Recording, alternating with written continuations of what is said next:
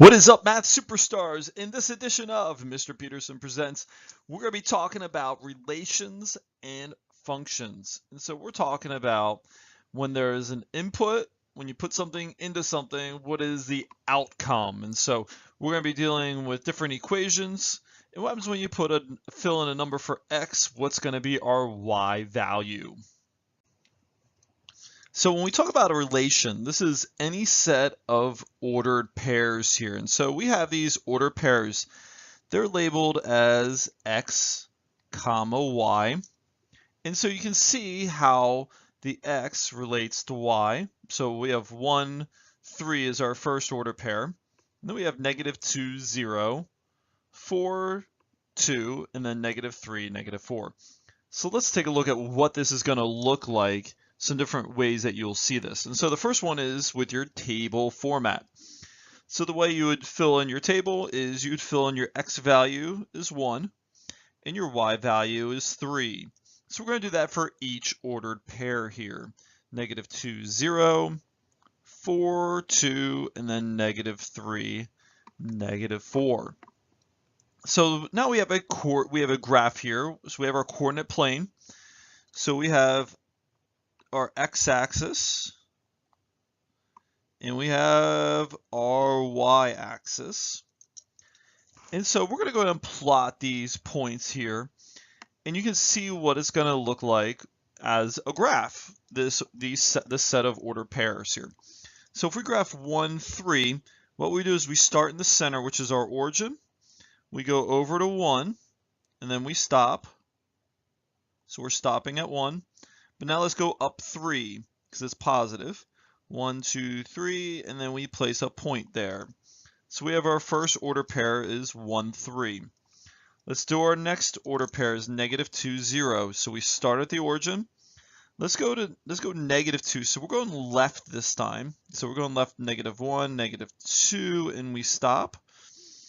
And then we have 0, so that's going to be right on the x-axis because we're not moving up or down for our y value.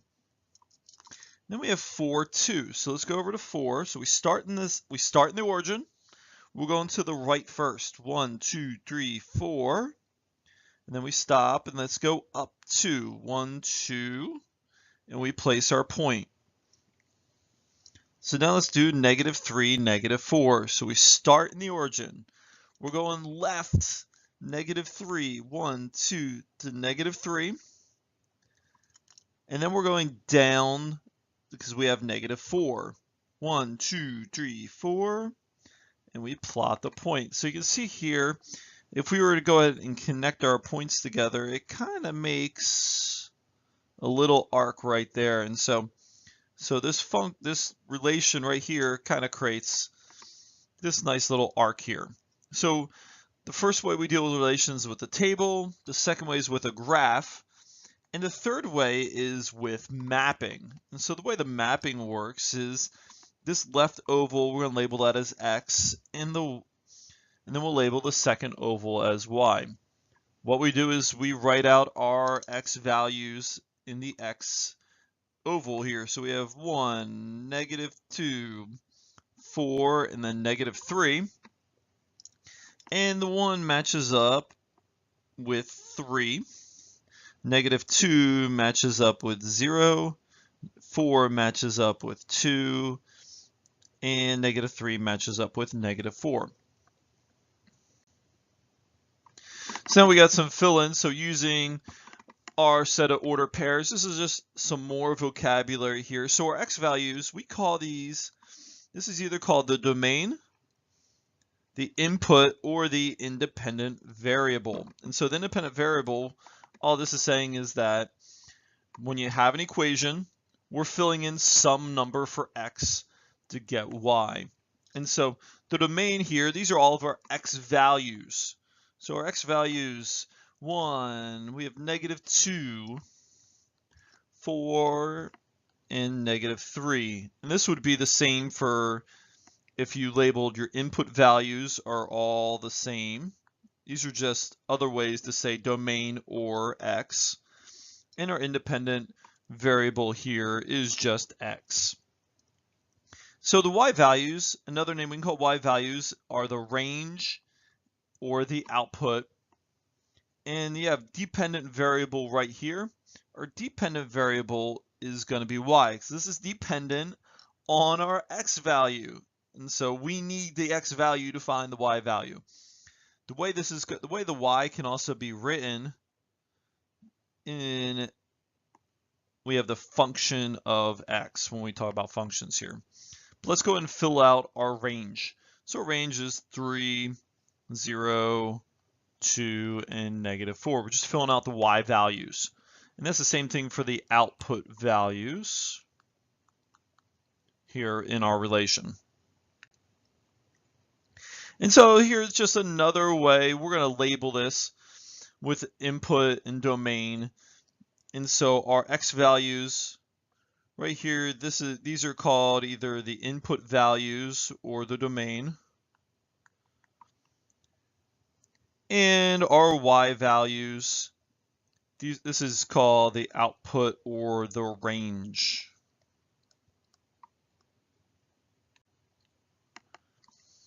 And once again, we just have another way we write things.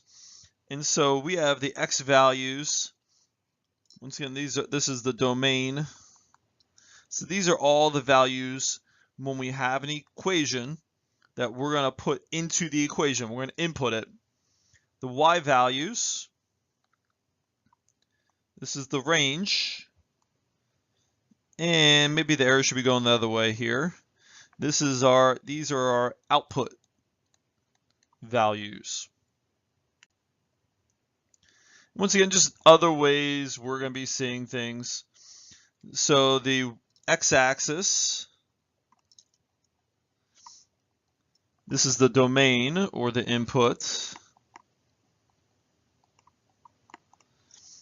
And the y-axis, this is the range or the output values. And once again, we have this lovely equation here. So here's x. This is what we're going to put in. So we know that's the input or the domain. And our y value, remember this is dependent upon x. So this is going to be our result. So this is the output value or the range. So now when we talk about what a function is, so this is the keyword we'll see a lot of. This is a special relation where each member of the domain is paired with one and only one member of the range. And so if you put in a value for x, it only gives you one y value. And so and you have the little highlighted section right here. There's only one output for every input. So every x value, there's only one y value. So when this happens right here, it is called a function. And so here we're given a function. So our function right here is f of x is equal to x plus 1. So another way we can write this is our y value is equal to x plus 1. So the relation where each repeated input, if exists, provides the same output. And so when we do this, if we filled in -2 for x value, so we could say that y, let me get a little thicker brush here. We say that y is equal to -2 plus 1. We say our y value would be equal to -1. And so we could see that right here in our chart. So when I filled in -2 for x, I filled in -2 for x.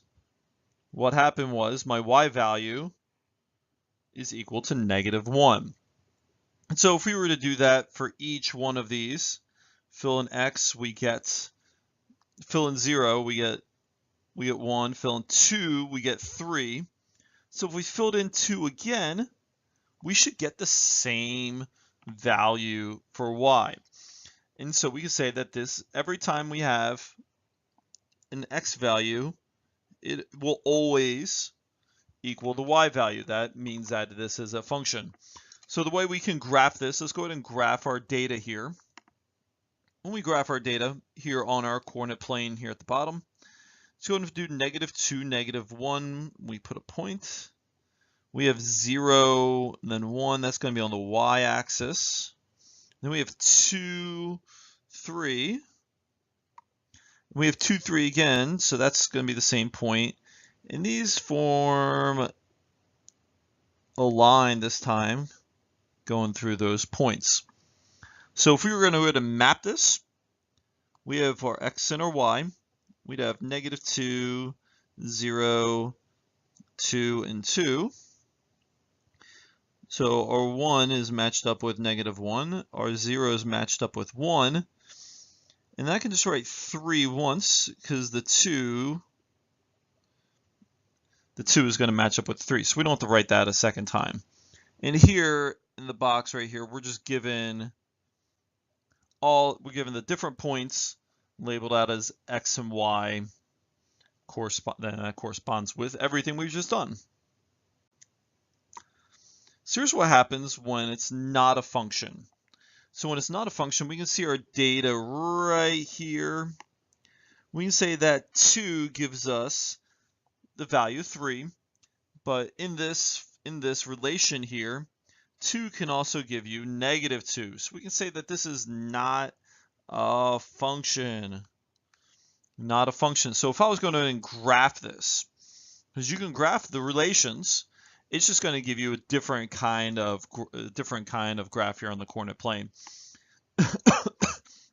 So if I was going to go and graph -2, -1, put my point down, 0, 1 is on the y-axis, and then 2, and then 3.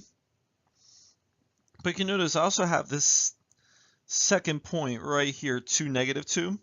So 2, -2 is down here. So you can see that in this relation, our line goes like this, and then it drops down. So in this, we can say definitely not a function. We got this point right there is doing something kind of funky. So when we map this out, x and our y values, we have -2, 0, 2, and 2 for our x values.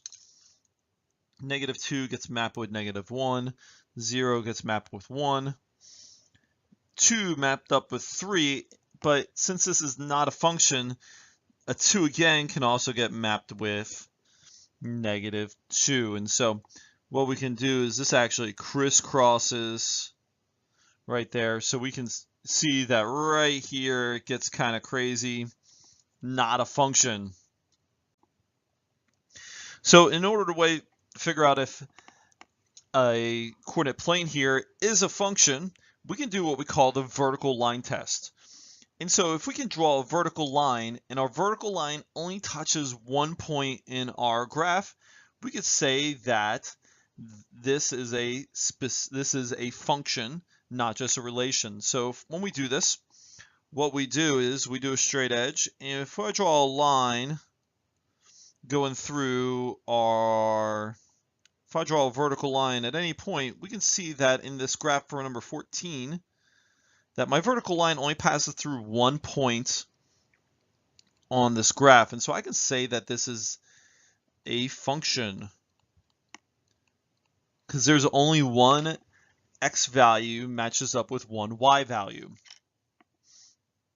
So if I was to do the second one, so if I was going to do a vertical line test, you can see that my vertical line passes through multiple points on this graph. So I can see that this vertical line I drew right here, it passes through this point, and this point in the graph.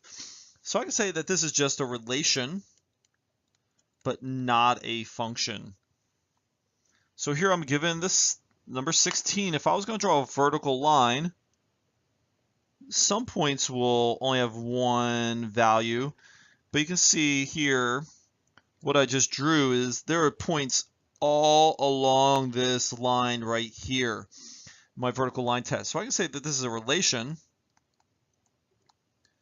because my x value is giving me a bunch of y values.